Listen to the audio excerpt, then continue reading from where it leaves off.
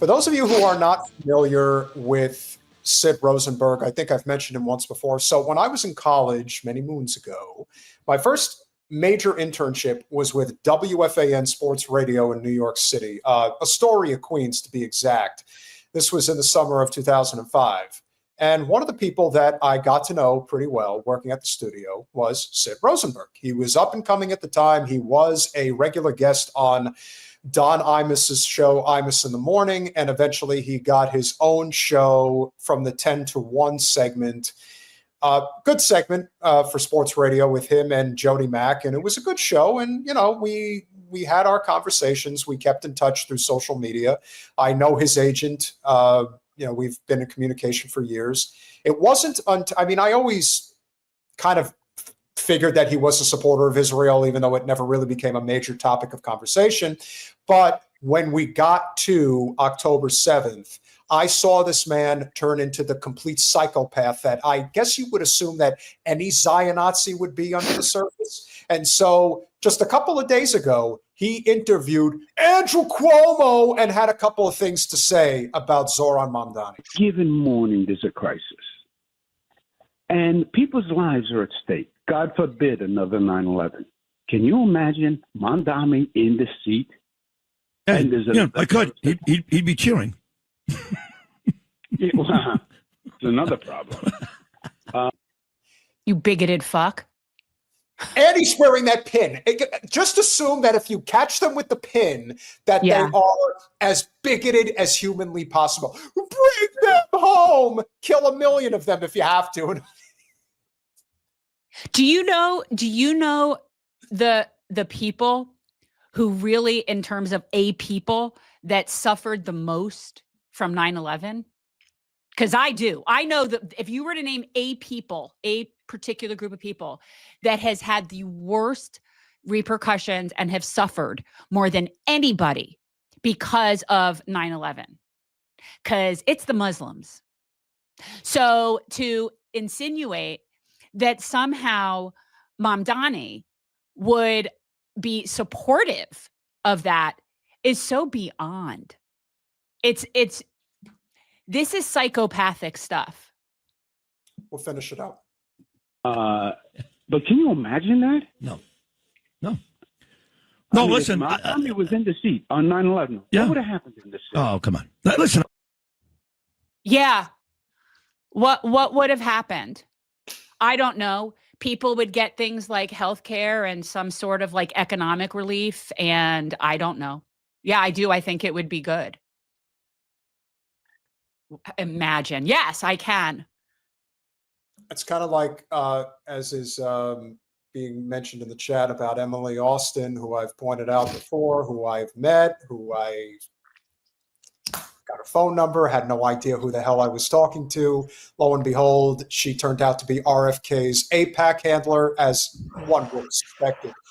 She starts a group called Hot Girls for Cuomo. First of all, Emily Austin, you're a pretty girl. You're not that hot. Let's call it space. Well, the arrogance of that anyway is just disgusting. Like, so you're self-titled hot.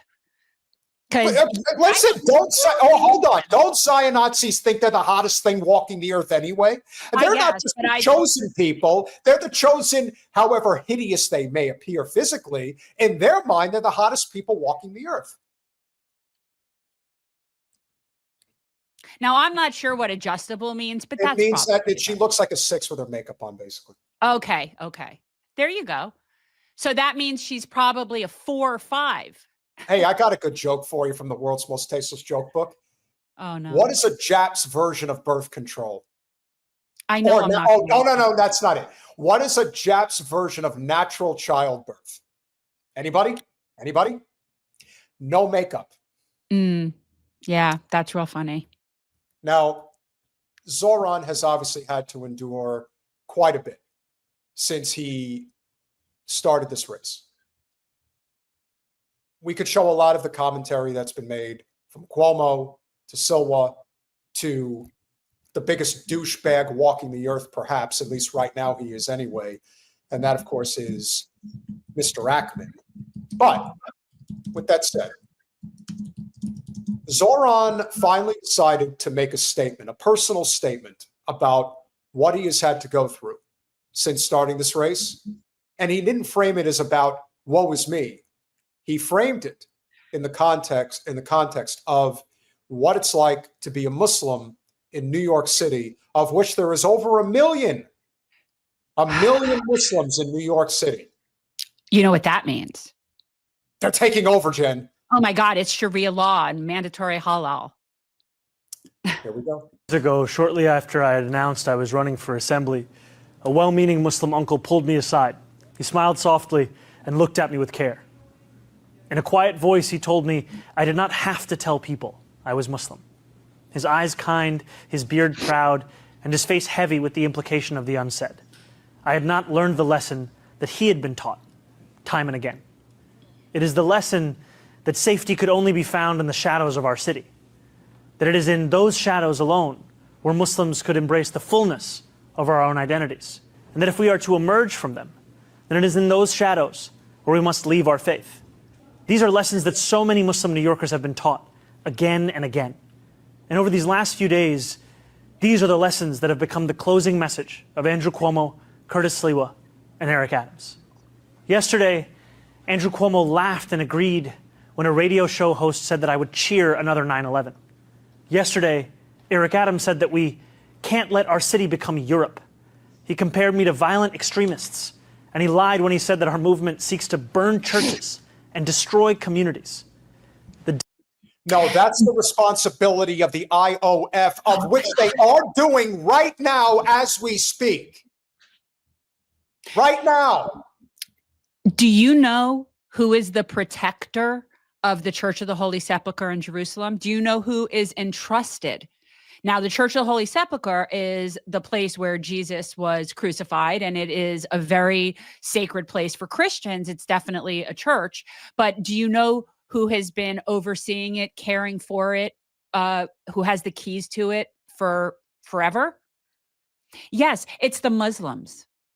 The Muslims are the people that protect the Church of the Holy Sepulchre, which is one of the most sacred sites for Christianity. But yet, all they want to do is attack the Muslims.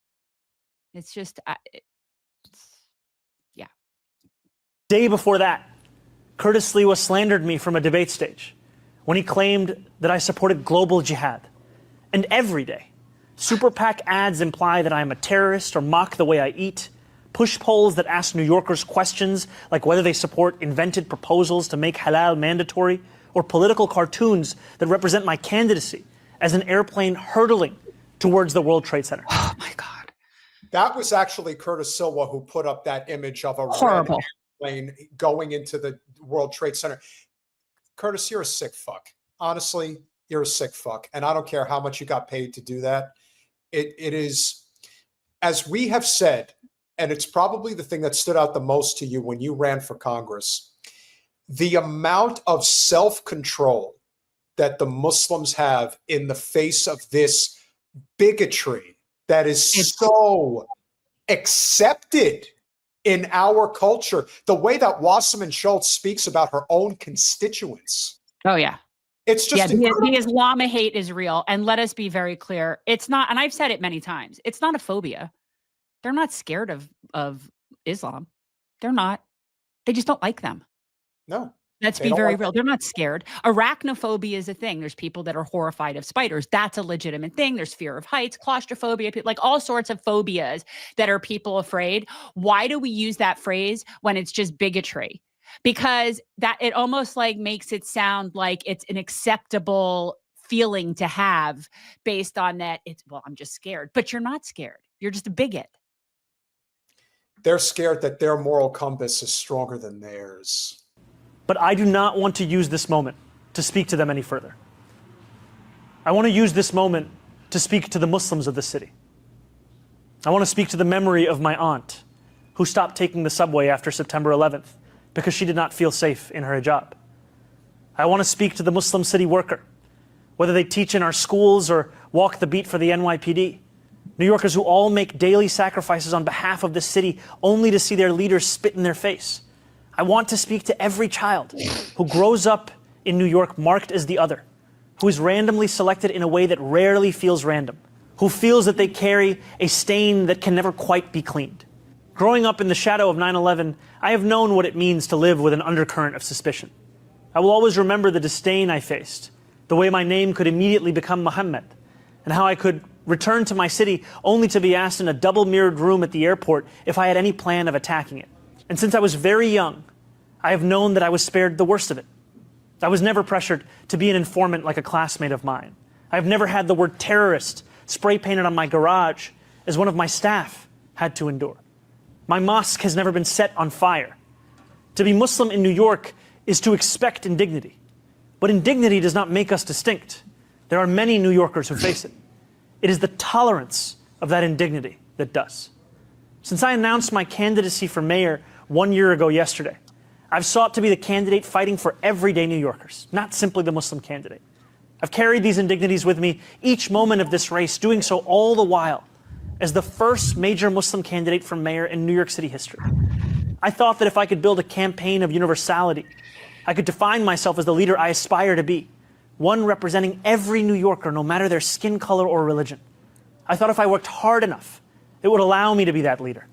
And I thought that if I behaved well enough or bit my tongue enough in the face of racist, baseless attacks while returning back to my central message, it would allow me to be more than just my faith. I was wrong. No amount of redirection is ever enough.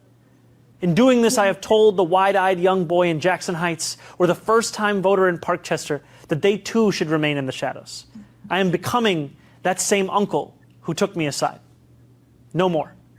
The dream of every Muslim is simply to be treated the same as any other New Yorker. And yet for too long we have been told to ask for less than that. And to be We have been told to ask for less than that. And I also want to point out people in the chat getting antsy about me using a racist joke. Guys, What joke? Jap is Jewish American princess. I'm not talking about Japanese people. No, that would be rude. That would be rude. I've got good Japanese jokes, though. But No, and even if you know that it's Jewish American princess and somehow you still find that offensive, as the Japist to the tier, that would be me. I'm not offended. On, guys. Put your big boy pants on. Yeah, we can't be Here offended. we're not soft. We're allowed to tell jokes because, again. Oh, you thought he meant Japanese? Yeah, no. It's called a joke for a reason. You know, my first freshman year roommate in college, I had a roommate and the first semester. And then the second semester, I wasn't living with her anymore, but I'm in the study room and I overhear her saying to some people, you should talk to Jennifer because she comes from a really Japanese area. And I turn around and I'm like, what are you talking about? She's like, you always talk about the Japs. And I'm like, oh my God. Yeah. And I had to teach her what that was. So the whole first semester I was living with her. And if I used the reference of Japs, like from my hometown, like people I grew up with who, let's be real, it was Jappy. It was Jappy. And she thought I was talking about Japanese people, which is, I was mortified that like when she said, like, as if I would do that. You would be surprised going back and watching certain movies, certain things, even from the 80s, even the 90s, where certain language was just accepted. Now, like I said, I don't have a problem with certain jokes, even if it uses certain derogatory terms. Again, as long as it's in good taste. It's correct. Funny, no, good. What's jokes, the intent? Yes, that's different. Now, are there what people would consider jokes that are not really jokes? Yes, and I've been around people that do that type of stuff. Look, it's the world we live in, ladies and gentlemen. But if you can't laugh at yourself, if you can't laugh at the shortcomings in society, then what do you have? And what is making Zohran's speech so powerful is that he's showing that he's human. That, yes, I know what it's like to run around this city and people threaten to kill me. It's not fun. But you know why I'm doing it? Because this is much bigger than me. There are millions of people in the city who go every day basically thinking that they're not worthy of any dignity. And he is proving every moment that he is doing this. And he's not even elected yet. And he's going to be elected unless they decide to remove him, which I'm still not convinced wouldn't happen. That's just me. So we'll see. But he is a leader in a way that AOC only wishes that she was. Just saying. Satisfied with whatever little we receive. No more. For as long as we have lived, we have known that no matter what anyone says, there are still certain forms of hate acceptable in this city today. Islamophobia is not seen as inexcusable. One can incite violence against our mosques and know that condemnation will never come. Elected officials in this city can sell T-shirts calling for my deportation without fear of any accountability. The consequences are stark. More than 1 million Muslim New Yorkers exist in this city only to be made to feel as if guests in our own home. No more. We stand on the precipice of an election, but that is not what today is about. We know that in less than 2 weeks, we will say goodbye to a disgraced former governor and our current indicted mayor. The bigger question is whether we are willing to say goodbye to something much larger. It is whether we are willing to say goodbye to anti-Muslim sentiment that has grown so endemic in our city that when we hear it, we know not whether the words were said by a Republican or by a Democrat. We know only that it was spoken in the language of the politics of this city. In an era of ever-diminishing bipartisanship, Islamophobia has emerged as one of the few areas of agreement. Couldn't have said it better. It's considered probably the one area of acceptable bigotry on both sides of the political spectrum. Well, it's not acceptable. Well, not amongst progressives and libertarians, but amongst the shit libs and the, conservative inks. Yes, bigots are okay with bigotry. Period.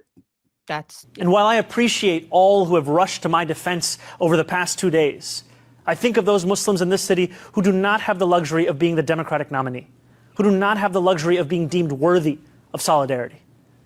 While my opponents in this race have brought this hatred to the forefront, this is just a glimpse into what so many Muslims have had to endure every day across the 5 boroughs that we call home. And while it would be easy to say that this is not who we are as a city, we know the truth. This is who we have allowed ourselves to become. A question lies before each of us. Will we continue to accept a narrow definition of what it means to be a New Yorker that makes smaller the number of those guaranteed a life of dignity? Will we remain in the shadows, or will we together step into the light? There are 11 days remaining until Election Day.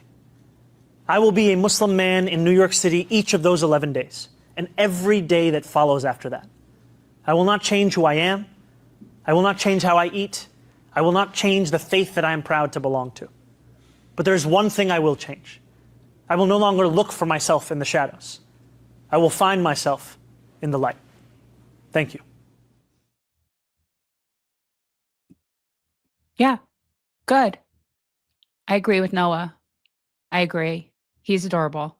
He's also tall. Is he tall? He is about 6'2". Oh, well, I mean, and look, in reality, oftentimes elected leaders are tall. We've had tall presidents. I mean, and generally speaking, it's definitely a bonus point for people in life if they're born with tall genetics. It just is. He's done very well, and he's gonna. I hope.